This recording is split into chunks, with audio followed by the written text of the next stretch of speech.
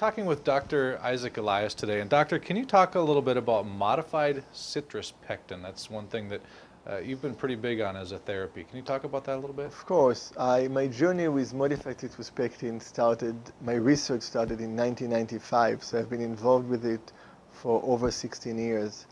And it's an interesting story. I grew up as a child in Israel, and when I was 11 years old, we went on a night walk to one of our neighbors, the Cohens, Dr. Ruth and Leo Cohen, and they were pioneer researchers in the citrus industry in Israel. They were both PhDs in organic chemistry.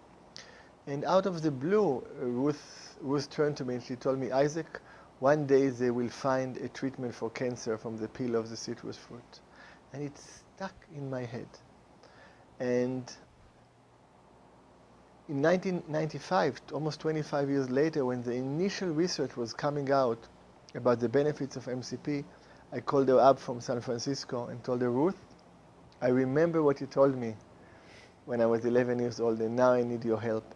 And she put me in touch with the leading researchers in manufacturing and analysis of pectins, and that's where my journey started. So that's my personal journey.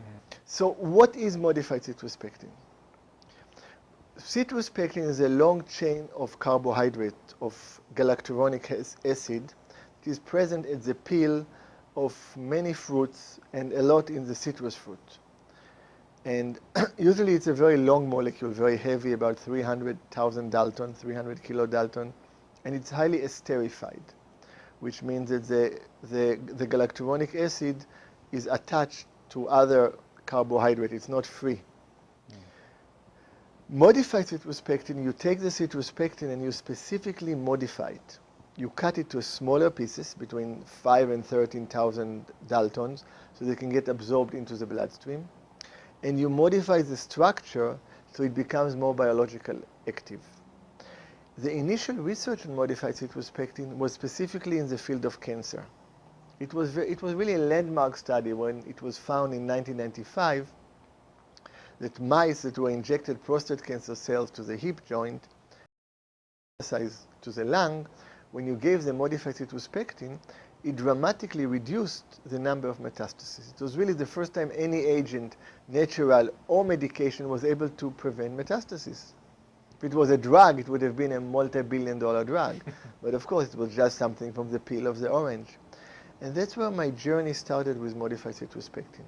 And what we found over the years, through clinical experience and solid research, that it's almost a miraculous compound. It works through a molecule. It has many functions, but one of the most important ones is a compound in the body called galectin-3.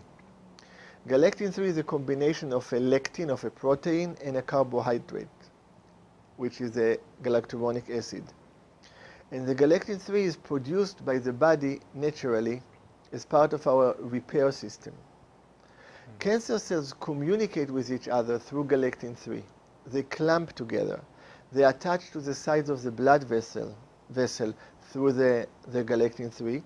They create new metastases through the galectin-3, but they also call what we call chemotaxis. They call new blood vessel supply.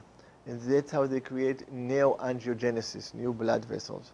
So if you can neutralize the galectin-3, you're going to help all these processes.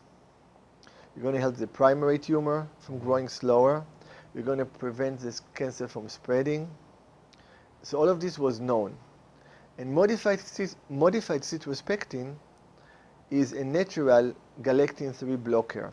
And maybe when we talk about modified citrus pectin, it's important, Scott, to emphasize that modified citrus pectin is really a generic name. Any pectin, when it's manufactured, it's in one way it's being modified to a certain way.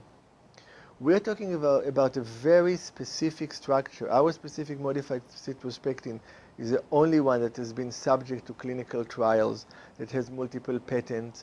It has the same quality control.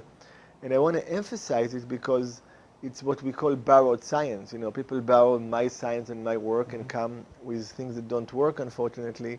And as I was saying, if you're dealing with the flu, it's okay. But when you're dealing with serious illnesses, it's really unethical.